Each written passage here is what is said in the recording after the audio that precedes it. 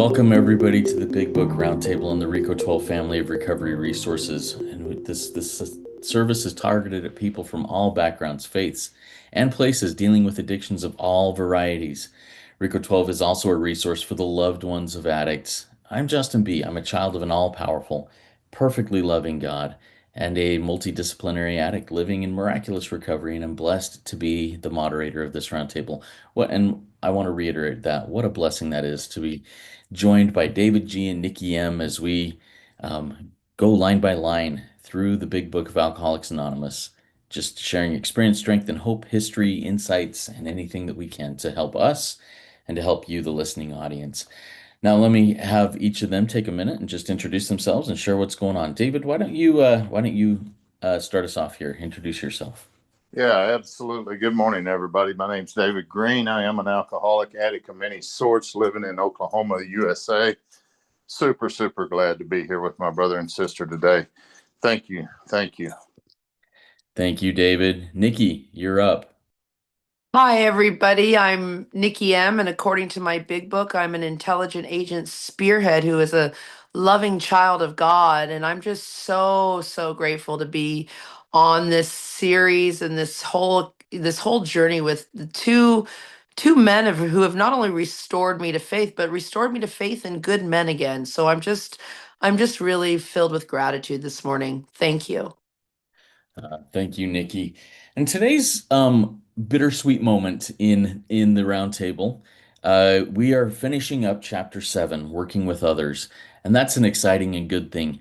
One thing we will be doing here is stepping away from this project for just a little bit. We've got scheduling issues, we've got times of life for each of us, honestly, where we need to not step back, but focus on things that are loud and important and where God is leading us in our lives right now.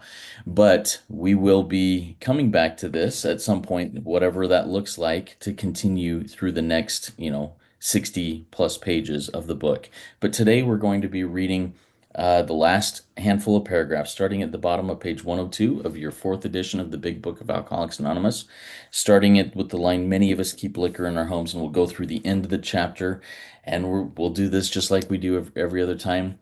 But man, what a blessing and a honor it is to work with David and Nikki and go through this. So I'm going to go ahead and read, and then we'll jump into going line by line, deep diving into what we've got going here.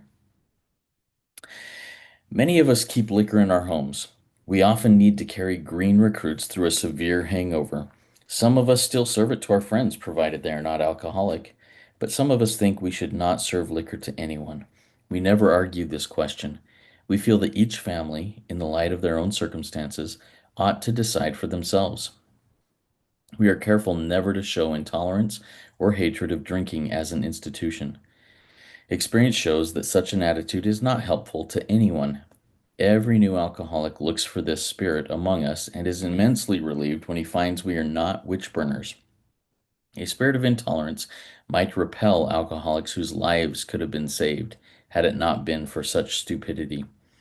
We would not even do the we would not even do the cause of temperate drinking any good, for not one drinker in 1,000 likes to be told anything about alcohol by one who hates it. Someday we hope that Alcoholics Anonymous will help the public to a better realization of the gravity of the alcoholic problem, but we shall be of little use if our attitude is one of bitterness or hostility. Drinkers will not stand for it. After all, our problems were of our own making. Bottles were only a symbol. Besides, we have stopped fighting anyone or anything. We have to. All right. That is the last bit of working with others. David, why don't you take us through that and share a little bit of your experience, strength, and hope, and insights that you have on this reading. Yeah, absolutely, Justin. And thank you so much for your service. I think it's been a couple of years now. I'm not sure of the exact date, how long we've been doing this, but I'm truly grateful and honored to have been a huge part of this, and especially, get to know you and then our sister Nikki M more and more. I didn't know her at all whenever I came here, nor she me. We had a third member with us whenever we started this journey. She bowed out pretty quickly, and I'm really glad that we didn't bring someone else in to fill those shoes. I'm glad that it was Nikki and myself. That has built a relationship between me and her and you that I don't think would have otherwise happened. So, I'm truly honored and grateful. It's been a great journey, especially to share experience, strength, and hope with you guys, and then you guys to share it back with me and the listening audience. Thank you so much. The calls that I've received, and I'm sure Nikki has too, over the past couple of years, it's just been unbelievable. And a lot of people were able to go through this work because of this. I sponsored quite a few people actually through this work as a result of doing what we do here. And so, you're right. It is kind of bittersweet, but at the same time, it's far from over. We still have 60 more pages to go at some point. And trust me, that'll take a long time. If I know Nikki will slow down the process and make it be a long, long time. So it's going to be good. But thank you all so much. I don't want to jump in line by line by line like I always have. I just want to share a little of the experience about what you read, mainly about people who look at Alcoholics Anonymous as, what did the book say? A hatred or whatever it was there. We hope someday that it'll better help the public to realize. And I think that has happened. I know in my own journey, at least in the last 6 or 7 years, that, people better understand the Big Book of Alcoholics Anonymous because of what God did for me. Not only 7 years ago, but before that as well. So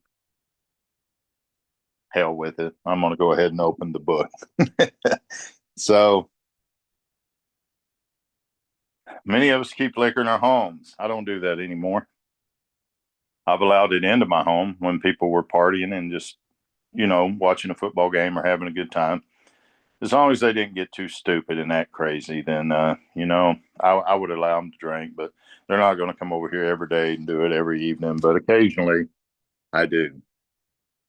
Now, I have carried green recruits through severe hangovers and even helped them from committing suicide by buying small bottles of alcohol that you can get is about an inch or 2 inch tall. And if you're new or if you have a loved one that's an alcoholic who is dying from the DTs, it's best not to cut him off from that and just make him go cold turkey. I'm serious. He'll go into a withdrawal unlike anything you've ever seen him put a pistol to his head. Trust me. So I do serve it like 4 ounces at a time during those, and not all day long, just a few different times a day. But, the book says some of us feel we shouldn't serve it to anyone. We don't argue it. We feel each family in the light of their own circumstances should decide for themselves. And here it is. Careful to never show intolerance or hatred of drinking as an institution. I had a cousin that died with almost 20 years of sobriety. He died from liver cancer. It was a sad, tragic story. He died pretty young, but he hated institutions that supported drinking. He hated it. He wasn't the alcoholic that I was. He could put it away and go to other things and be okay. I could never do that. So I remember him telling me, he said, my plan is to burn down every liquor store and bar in this town when I get sober. Like, you're crazy, man.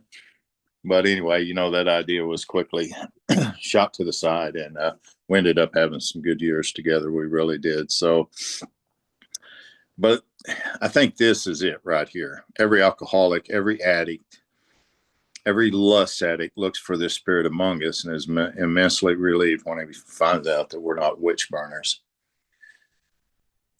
It's just, drinking saved my life. It saved me from killing me, and it saved me from killing you. It really, really did. So I don't hate drinking. I just know that for me as an alcoholic, drinking had very damn little to do with me being an alcoholic, and I didn't know that for a long time. But I know today that it's the ism. It's the things within me, the fears, the resentments, the sex conduct, the lies, the deceit, all of the manipulation, the things that I do prior to ever even taking that drink or prior to ever even acting out lustfully, that what needs to be dealt with and maintained on a daily basis. Because if I don't, then I'm sure to drink. There again, drinking is not the cause. It's just not. So it's the effect, but it's far from being the cause. So I'm going to cut it a little short today. I'm going to look at the last two paragraphs here. Someday, we hope Alcoholics Anonymous will better help the public to better realization of the gravity of the alcoholic problem. I feel that we've done that. And I feel that we've done that in this series. If you feel that alcohol is the problem, just don't drink anymore. There shouldn't be a problem, right? But if you stop lusting, acting out, drinking, drugging, eating, whatever it is, and the problems from within the mind still begin to haunt you, then you might want to look toward that as your problem. And the book calls that self. We've talked about it over and over. So we're going to be of little use to anyone. If we are one of bitterness and hostility, I mean, hell, I had people tell me that God will be mad at you. God will do this. God will do that. Well, hell, with a God like that, who needs a devil? So drinkers won't stand for it. Either will addicts or anyone else. Our problems were of our own making. Bottles are only a symbol. Remember on page 64, it told us that. We've stopped fighting anything or anyone. Remember page 84 told us that. We have to. I fought everything and everyone in my life for so many years. And the only one that was getting beat up in that deal was me. So I don't do that anymore. I don't fight me. I no longer suffer from things that haven't happened to me yet. I used to think about tomorrow, the next day, and the next day, and it just scare the hell out of me. I just suffer from that. I don't do that anymore. I just want to close by saying this book and the way it's outlined is an absolute miracle for anyone concerned with a drinking problem, a drug problem, a lusting problem, or hell, even a life problem. The Big Book of Alcoholics Anonymous is the greatest thing that ever happened to me, ever. And I wouldn't be here today. I wouldn't be married. I wouldn't have a career. I wouldn't have anything. I was destined to spend the rest of my life in prison or dead. And, God's grace and this book and you people have made that turn around and go a different way. So I'm eternally grateful. First 7 chapters of the book is how we work. The 12 steps. Remember this. The first 88 pages lay out the directions on how to work the first 11 steps in our program. 43 of those are on step 1. Don't miss step 1. If you do, you'll never get the rest of it. So anyway, Justin, thank you for calling on me. I'm anxious to hear Miss Nikki close us out. It's really been good to be with you guys through this series. Thank you. Yeah, thank you, David, and thank you for your experience, strength, and hope in that. I've got some great insights from you, and we will continue. I'll ask you some questions. We'll go into further discussion here in a few minutes. But Nikki, why don't you take us through and share with us some of the things that jump out at you as we read those paragraphs? Well, hi everybody, and thank you. I'm gonna try not to cry because as every week when we get together, we do one of us prays us in, and today Justin prayed us in, and I just can't stop crying like a baby because um my life has become this program, this lifestyle, and I look forward to recording with these guys once a week. And we've been, like David said, I think it's been almost a 2-year journey, and I've just learned so much. I mean, David Green is my sponsor and doesn't know it, and I'm just grateful. And so, line by line right now, I can't even do it because I've got lots of wet stuff in my eyes. But as Justin was reading over it and David was sharing, my line out on this first paragraph down there, many right up to the top page of 103, it's like no opinion on outside matters. That's the 10th tradition. So I thought I would read it long form because we don't, we're supposed to practice the traditions, of course, the principles. I have yet to do the concepts, and I've been here almost it'll be 14 years soon. And so long form tradition 10 says no AA group, no member should ever in such a way as to implicate AA or even ourselves express an opinion on outside controversial issues such as politics, alcohol reform, sex reform, political stuff, any of these things, sectarian religion, anything. I really am a believer that to have no opinion on outside matters. I'm also a sex and love addict, so I sponsor a lot of sex addicts and love addicts, and there's a whole array of polygamy and they want this way or they same sex. I have no opinions. Love is love. No opinions on drugs, pharmaceuticals, on any of these things, plant medicines. I mean, everything is so controversial right now in 2025. So my line out for these things is basically, Nikki, shut your butt. What works for David won't work for me. What works for Justin might not work for me. So this is very individual experiences with this program, with this book, and with each other. And so I just try not to have an opinion on any of those things if it works for you. And I always refer my sponsees and myself to page 102. My job is to be helpful. So is it helpful? And, like David said, I've had an alcoholic here and she, Nikki, can I have a drink? And she was not well. And I said, of course, I'll make you, I can't even remember, a little shot of bourbon or what it was. And that was that. And, I have alcohol in my house, but I don't drink it. I don't need to drink it. It's just there. It's not a thing. I can recoil from even the beautiful men I sponsor like a hot flame because I've recovered from that area in my life, all of it. Daily reprieve, of course, daily reprieve.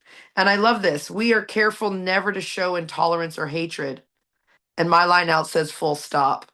I'm just not to show intolerance or hatred to anything, not just drinking. See, everybody, if you're listening and you've gone through this whole series with us, this is a lifestyle. This is a life instruction book. I came to Earth and I don't know how to live. And yes, there's other books. There's the basic instructions before leaving Earth, which the three of us like to read, called the Bible. But there's also our big book of Alcoholics Anonymous, which, as David just said, is a testimony. This works. I know for Justin, this works. I know for me, this works. So I'm careful never to show intolerance or hatred of any kind. This attitude, it's not helpful to anyone. You know, I love that too, because I see a lot of witch burners in the rooms. So if you're like me, everybody, and you're not a real alcoholic, but you're in AA because you're in a small town, or that's where the big book is served, and your Al Anon group won't allow it because it's not literature approved, find people like David and Justin and other people in the rooms who will let you in. My sponsor, Cameron F., he belongs to Cocaine Anonymous, but he let me in. He let me be a member. He let me chair meetings because it didn't matter what I was slamming or snorting, mainly self and thoughts. Anyone is welcome in any room. So don't ever be a witch burner to anyone in any way. I love that too. It says a spirit. I've been talking a lot about it after so many years in the rooms. I'm supposed to have a spirit. We're in a spirit world. I'm not even human some days. A spirit of intolerance will repel anyone, you guys, anyone that can be saved. I have to practice these principles with everybody. I have to be tolerant with my children, with my coworkers, with the human race, not just with other alcoholics. You know, I've got to, because I want to save everybody. I think everyone has a seat here in the big book rooms of any anonymous. This program works for anybody, anyone on the face of the earth. If you're struggling with anything, this program is for you. And it says here, I love this. And I said, my line out says, keep my self-righteousness away from others. Or as David knows, keep my Annie Al-Anon away from everybody because I'm a super control freak. And yeah, I'll take everyone hostage. And if you're not doing it my way and I'm not controlling it, so I got to keep that self-righteousness away. Um, but we shall be of little use if my attitude is one of bitterness and hostility. You know, my mom says to me, I was an awful mom. And I'm like, but I'm a great person. I have two dead stepdads from the disease of alcoholism that, you know, they were part of my entire life. And it's the greatest gift they could have ever given me. I mean, I wouldn't be who I am if it were not for the disease of alcoholism. I wouldn't have had these experiences if it wasn't for the disease, the family disease of alcoholism. So, you know, my problems are my own making. Page 52, my line out. I create my own misery and sober. And so I have to stop. I have to stop. I have to go within and look for this power, or I won't make it. I love you guys so. There's no words. There's, you know, when you're speechless, there's just no words except I love you. Full stop. Thank you, Nikki. And I'll speak for myself, but also I think for David, we love you too and are grateful to be here with you. Before I get into some questions, I want to take just a minute and share a little bit from this also, from my own personal experience. As I was nearing the bottom, the last couple of years of my use and my sex addiction, um, and seeing just my world caving in, everything that I held dear starting to crumble, and I wasn't able to hold it together. I blamed um, the institution of pornography, of the sex trade. I blamed that for my own fall. And I was definitely a witch burner. I wanted legislative action to be taken. I wanted all these things to happen in order to in order to snuff out that industry. And I was angry. I was hostile, contentious, and it was all, I'm going to jump to the last line. After all, our problems are of our own making. That was only a symbol. Now I want to go, there's a statement that I recently heard in the last couple of years. Anger never persuades. Hostility builds no one. Contention never leads to inspired solutions. These things are not solutions. The solution is to find the solution. Capital G, God, whatever that looks like to you, that relieves me of the bondage of self and takes me out of that anger, that hostility, that contention that does not help anyone or anything. In fact, it it just strengthens the perceived opposition when I'm angry and I'm contentious. It just builds and lifts. And I'm not going to bring outside issues into this, but I just see it in the world so much. Anger, contention, hostility is cracking the world open. And it doesn't mean that I have to say, hey, just because that person thinks this is the right thing, it is the right thing. But it doesn't mean that I have to say, dude, you're going to hell. That's not helpful. It's not helpful. And I love how the Big Book of Alcoholics Anonymous shines a light on what the problem is. The problem is the self. The problem is the things that I have done with my own decisions that have brought me to the place that I'm at. And and the solution is getting out of self, the death of self, and turning to a a power much greater than myself, an all-powerful, perfectly loving power. And that's just kind of my experience and my insights into this. David, I honestly don't have a specific question for you, but I'd like you to take just a minute and share, maybe witness in your own way of how acceptance of the world as it is, the acceptance of things have brought more peace into your life, and how applying these principles of recovery, these eternal principles in your life, have brought you peace and peace to those around you. Well, thank you so much for that opportunity. And it's been a long journey getting to acceptance. It's not just something I work the steps and okay, now I accept life the way it is. There's a lot of things I don't like. There's a lot of things I disagree with. But at the same time, I've learned through these principles and through the program that I don't have to be mean about that with people. If I disagree with you, that's okay. We can disagree. I can walk away. You can walk away. We're okay. Before, I could never do that. It either had to come to blows, or it had to come to insults. It had to come to whatever it may be.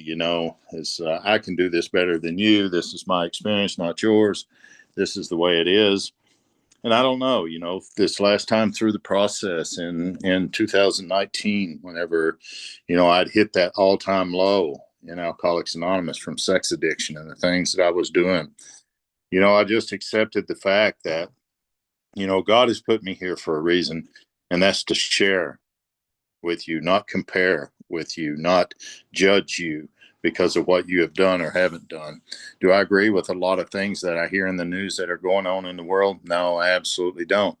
If I'm asked about that, I share my experience and why I don't. But I don't argue that with people. I don't really care. But at the same time, I demand the same respect to me and to my family whenever it comes to those kind of issues. So, the 12 steps is meant to change me, not you. And if you get an opportunity to change through my experience as a result of that, well, that's God at work. That's what God does here. And my relationship with him is what I found through this last time through the steps. And, a lot of people say it, David, you can't talk about Jesus Christ. Yeah, I can. And I will. If you ask me to share my experience, I will. But that's what changed for me this last time through the process. And I'm not one of those guys, hurry up and get over here and do it this way, or else you're going to burn and you're damned. And no, it's none of that. But I've found a way to walk to where I can be at peace. I can be humble. I can share experience, strength, and hope. I can be firm. I can be loving. I can be all of those things. But I've just found a personal relationship. And that has really never threw me back into the depths of it. Now, I'd tried many other things, many other ways. But through the Big Book of Alcoholics Anonymous, and particularly if you go back and listen to our session on page 47 where we did spiritual terms, that's what changed my life right there. Because I seen for the first time my beliefs, my ideas, my concepts, and my emotions they were wrong. Well-intended people who had been wounded by life tried to teach me about God, and they were wrong. And the book, We Agnostics, shows that in every case. Look at the story of Columbus and the rest of them. So, but to answer that question, I guess, well, it wasn't a question, but to answer that with my experience, I would just say that today I absolutely rely on the principles in everything that's happening in my life. I'm seeing a heart doctor this morning. I've got a couple of more doctor's appointments tomorrow. My health had started kind of going sideways on me the last 5 or 6 months. And I just accepted it. It's like, dude, you eat like shit. You drink everything that's got sugar in it. You sit all day long behind a wheel talking about how hard you work. Hell, you ain't working. It's like, let's take a look at the real cause here. And not only that, but make some life changes. If I can accept what's going on, that's all well and good. But unless I do something about it, I better be willing to accept what the hell is coming next. And it's the same way with sex addiction out there, sex addicts. It's the same thing with alcoholism, alcoholics, and drug addiction, drug addicts that are out there. Faith without works is dead, and works without faith is self-propulsion. So if you want to see where you're at, look at where your feet are. A man told me that in the bar one time. I was griping about my life and how it turned out. He said, you want to get up off your ass, you got to start by standing up on your feet. You want to know where you're at in life, look at where your feet are. And they were sitting underneath a table with a 40-ounce bottle of beer there. And wife had left me, kids had left me, everything, no job, no, but I had enough money to go to the bar and drink. So, acceptance is a big, big part of this for me today. I don't drink anymore because I don't hang around places where all of that's going on. I don't fall into all of that addiction and shit because I'm not going places and I'm not associating with people who do. So, yeah, life is much more accepting for me today because of the principles of Alcoholics Anonymous. It's the greatest gift I've ever been given by far. So, and it's far from over. I got to go run on a treadmill this morning and I'm not very damn accepting of that. But my wife is cheering me on. So all should be well, I guess. Thank you, guys. Thank you, David, and good luck running on that treadmill. It sounds like torture to me, but get better, get well, get continue this mission that we're on. Nikki, why don't you take a minute and share your own witness, your own testimony of things that as you apply these principles into your life, how it's brought peace into your own life.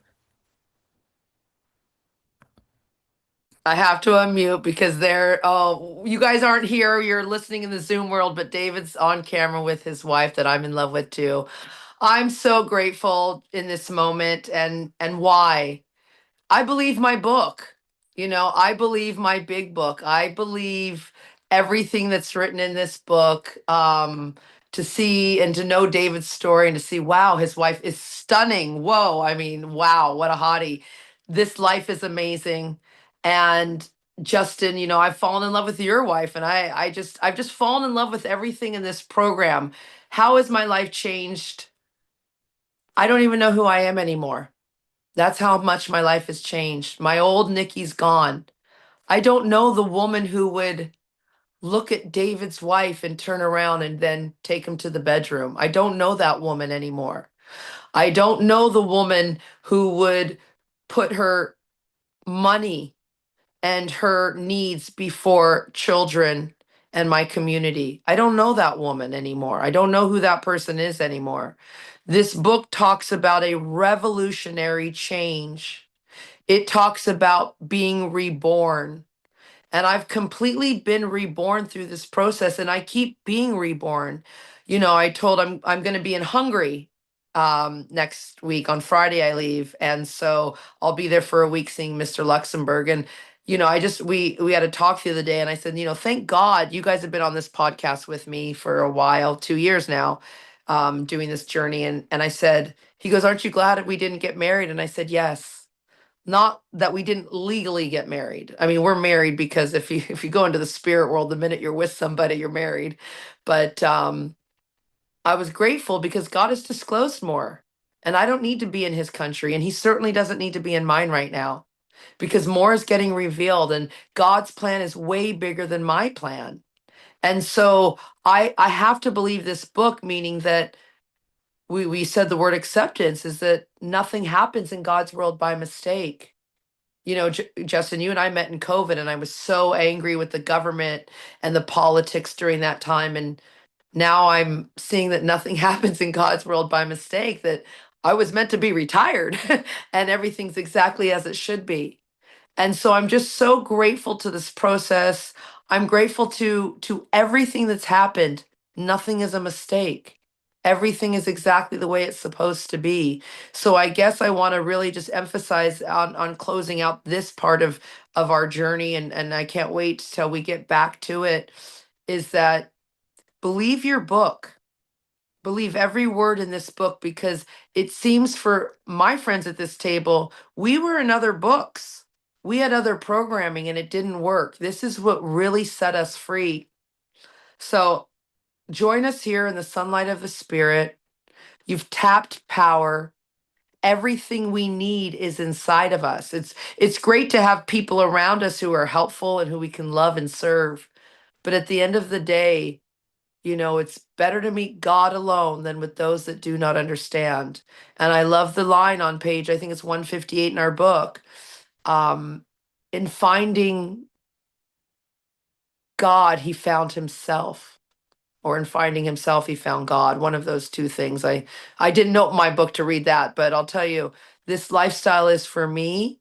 I can't wait to hold you and your wife Justin and David and his wife one day. I got to get to America. I haven't been there for a while. So you guys are on my stop, and always bring your wives here to Toronto, Canada.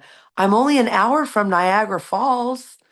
I love you, everybody, listening audience. Thank you for my life. And Bill W., thank you for this book. It's a magic book.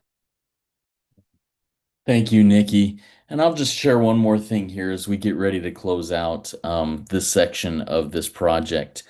I'm going to quote the great sponsor who said, "Blessed are the peacemakers." He said, "Love your enemies, bless them that curse you, do good to them that hate you, and pray for them that despitefully use you and persecute you." Um, and this is the way that you know that we are followers of that great sponsor, is that we love each other, is that we share with each other, we lift, we build, we encourage, we persuade, we inspire, no matter how difficult the situation. True spearheads are peacemakers. And I think that's one thing that we learned as we finished out this is that, you know, the enemy is the self. The enemy isn't what's out there. The enemy is what I build and stoke inside of me when I am not connected to the power. And the ally is the power. And the more of us that are connected with that power as we apply these principles and strive to practice them in all our affairs will change all in our circles of influence. That is my testimony. That's my experience, my strength, my hope. And man, when David came on video with his wife, I teared up. What a beautiful thing this is as we live these principles. God is doing great things. He's doing for us what we cannot do for ourselves. And I'm so grateful for that. Everybody, keep coming back. Keep applying these principles. Keep loving those who are unlovable because that changes the world. Work it. You are worth it.